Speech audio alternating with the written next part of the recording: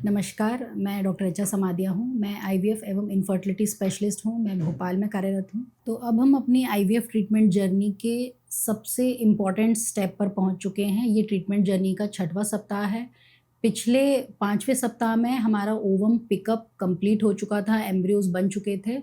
तो इस वीडियो में हम जानते हैं कि अब हम अपनी ट्रीटमेंट जर्नी कहाँ ले जा रहे हैं। अब जब आप हमारे पास आएंगे तो पीरियड्स के फर्स्ट सेकेंड डे पे आपको आना है। ट्रांसफ़र का प्रोसेस पीरियड के फर्स्ट या सेकेंड डे से स्टार्ट होता है। जब एक बार ओवम पिकअप होने के बाद एम्ब्रियोज बन जाते हैं तो उसके बाद सेम साइकिल में ट्रांसफ़र होना है, जिसे फ्रेश ट्रांसफ़र बोलते हैं, या एम्ब्रियो फ्रीज करके फ्रोज़न एम्ब्रियो ट्रांसफ़र होना है। ये सब आपका डॉक्टर और एम्ब्रियोलॉजिस्ट डिसाइड करते हैं। कई सारे फैक्टर्स होते हैं जिनसे ये डिसाइड किया जाता है कि फ्रेश ट्रांसफ़र करना है कि फ्रोज़न ट्रांसफ़र करना है। वो डिपेंड करता है कि आप किस प्रॉब्लम के लिए आईवीएफ ट्रीटमेंट कर रहे हैं। जैसे कि अगर आपको पीसीओडी है तो ऐसे में फ्रोज़न ट्रांसफ़र करना ही बेहतर रहता है। यदि एग्स का नंबर बहुत कम है और एम्ब्रियोज जो हैं वो बहुत गति से आगे बढ़ते नहीं दिख रहे हैं तो ऐसे में कभी कभी फ्रेश ट्रांसफ़र भी किया जा सकता है। तो फ्रेश ट्रांसफ़र करना है या फ्रोज़न ट्रांसफ़र करना है वो आपके डॉक्टर और एम्ब्रियोलॉजिस्ट आपसे डिस्कस करके बताएंगे। तो हम अब आगे बढ़ रहे हैं फ्रोज़न ट्रांसफ़र के लिए। तो जब आप माहवारी के पहले दूसरे दिन पे आके हमसे मिलते हैं तो ऐसे में ट्रांसवैजाइनल सोनोग्राफी करके कुछ इंपॉर्टेंट चीज़ें देख ली जाती हैं, जैसे कि यूट्रस की लाइनिंग ठीक से झड़ रही है, ओवरीज में कोई भी फॉलिकल बढ़ता नहीं दिख रहा है। तो अब हम इस जर्नी में ट्रांसफ़र के लिए आगे बढ़ सकते हैं। तो ट्रांसफ़र के पहले हम, क्योंकि ट्रांसफ़र इस ट्रीटमेंट जर्नी का फाइनल और सबसे इम्पॉर्टेंट स्टेप होता है, तो हम हर तरह से ये सुनिश्चित कर लेना चाहते हैं कि कोई भी ऐसी परेशानी ना हो जिससे आगे चल के प्रेगनेंसी में दिक्कत हो। जैसे कि ट्रांसफ़र करने से पहले हम रूटीन ब्लड टेस्ट कर लेते हैं। यदि ये ब्लड टेस्ट आपके 3 महीने के अंदर हुए रहते हैं तो हम ज़्यादातर इन्हीं ब्लड टेस्ट की रिपोर्ट के आधार पर आगे बढ़ते हैं। जैसे कि आपको एनीमिया तो नहीं है, हीमोग्लोबिन ठीक है, शुगर आपकी कंट्रोल में है, थायराइड तो बढ़ा नहीं है। तो ऐसे बेसिक ब्लड टेस्ट करके हम सुनिश्चित कर लेते हैं कि अब हम ट्रांसफ़र के लिए आगे बढ़ सकते हैं। तो पीरियड के फर्स्ट सेकेंड डे से कुछ हार्मोन की टैबलेट्स आपके डॉक्टर आपको प्रिस्क्राइब करते हैं। ये हार्मोन्स जो होते हैं ईस्ट्रोजन हार्मोन की प्रिपरेशंस होते हैं। ईस्ट्रोजन टैबलेट्स के फॉर्म में भी दिया जा सकता है, जेल के फॉर्म में भी दिया जा सकता है। कब हमें टैबलेट फॉर्म्स में ईस्ट्रोजन देना है, कब हमें जेल के फॉर्म में ईस्ट्रोजन देना है, ये भी कई सारे फैक्टर्स पर डिपेंड करता है। तो जब एक बार ईस्ट्रोजन की टैबलेट स्टार्ट हो जाती हैं उसके बाद हम आपको वापस 11th 12th डे पे सोनोग्राफी के लिए बुलाते हैं। इस सोनोग्राफी में हम क्या देखते हैं? इस सोनोग्राफी में हम देखते हैं कि जो गर्भाशय के अंदर की लाइनिंग है, उसकी जो लाइनिंग यानी कि जो परत है उसकी थिकनेस कितनी हो गई है, उसका पैटर्न कैसा है। यदि उसकी थिकनेस 7 साढ़े 7 मिलीमीटर से ऊपर है और पैटर्न एकदम सुंदर ट्रिपल लाइन पैटर्न दिख रहा है जो कि ब्लड फ्लो भी अच्छे से ले रहा है, यानी कि अब हम ट्रांसफ़र के लिए आपको प्रोजेस्टेरोन हार्मोन स्टार्ट कर सकते हैं। तो जब हमारा ट्रांसफ़र की प्रक्रिया होनी होती है तो शुरुआती समय में हमें ईस्ट्रोजन दिया जाता है।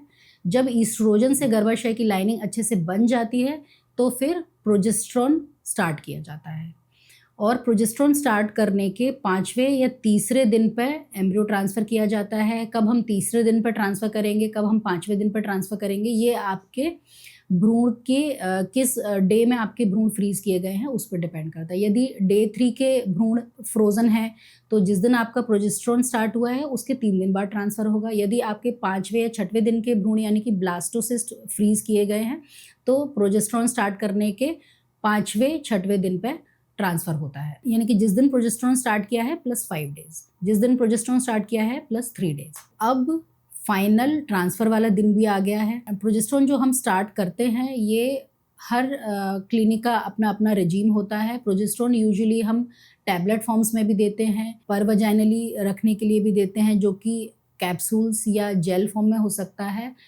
और इंजेक्शंस भी ऐड किए जाते हैं। इंजेक्शंस इंट्रामस्कुलर दिए जा सकते हैं, सबक्यूटेनियस प्रोजेस्टेरोन इंजेक्शंस दिए जा सकते हैं।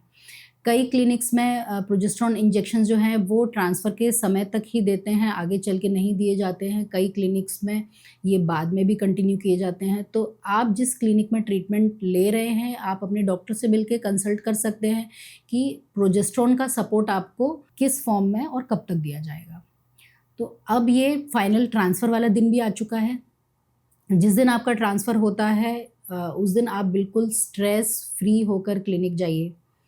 आप अपने डॉक्टर से और अपने एम्ब्रियोलॉजिस्ट से ट्रांसफ़र से पहले ये कंसल्ट कर सकते हैं कि वो कितने एम्ब्रियोज़ ट्रांसफ़र करने वाले हैं। ट्रांसफ़र में एडमिशन की ज़रूरत नहीं होती है, लेकिन दिन भर का समय आपको ट्रांसफ़र में लग सकता है। ट्रांसफ़र की प्रक्रिया को स्मूथ बनाने के लिए ये जो ट्रांसफ़र प्रोसेस है, ये हम अल्ट्रासाउंड गाइडेंस में करते हैं। मरीज़ को ब्लैडर फुल करने के लिए बोलते हैं, यानी कि जिस दिन आप ट्रांसफ़र आएँगे, आपको यूरिन होल्ड करके रखना पड़ेगा।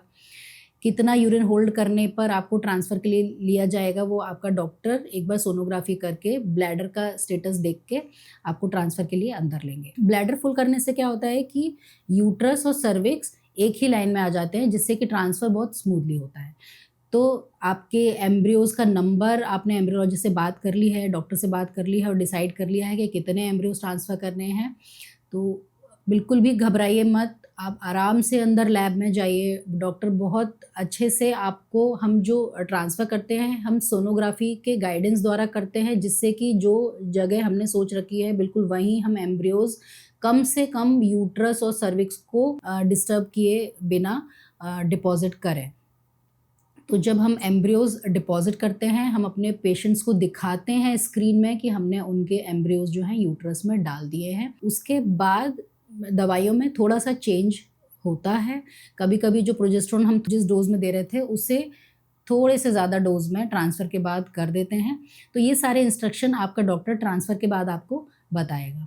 ट्रांसफ़र के बाद खान-पान में कोई विशेष परहेज़ नहीं होता है। आप सिर्फ़ इतना ध्यान रखिए कि बाहर का ऑयली स्पाइसी खाना अवॉइड करें, क्योंकि इस समय हम नहीं चाहते कि ट्रांसफ़र को सपोर्ट करने के अलावा आप किसी प्रकार की कोई दवाई लें। यानी कि जो ट्रांसफ़र के बाद जो प्रोजेस्टेरोन और एस्ट्रोजन जो हार्मोन प्रिपरेशन आपको लेने के लिए कहा गया है, उसके अलावा जो दवाइयाँ हैं उनका कम से कम सेवन किया जाए। क्योंकि ट्रांसफ़र होने के बाद एम्ब्रियो इम्प्लांट होगा और एम्ब्रियो का ऑर्गेनोजेनेसिस, यानी कि उसके अंग बनना चालू होंगे। तो हम चाहते हैं कि कम से कम इसमें बाहरी दवाइयाँ या एनवायरमेंटल फैक्टर्स हैम्पर करें। तो ये हमारी आईवीएफ ट्रीटमेंट जर्नी का छठा और महत्वपूर्ण स्टेप कंप्लीट हुआ है। तो नेक्स्ट वीडियो में हम जानेंगे कि ट्रांसफ़र जब हो जाता है, उसके बाद की इम्पोर्टेंट स्टेप क्या होती है। Thank you so much. अगर आपको इस ट्रीटमेंट प्रोसेस से रिलेटेड कोई भी डाउट मन में आ रहा है, तो आप मुझे प्लीज़ कमेंट सेक्शन में अपना सुझाव या अपना क्वेश्चन डाल सकते हैं।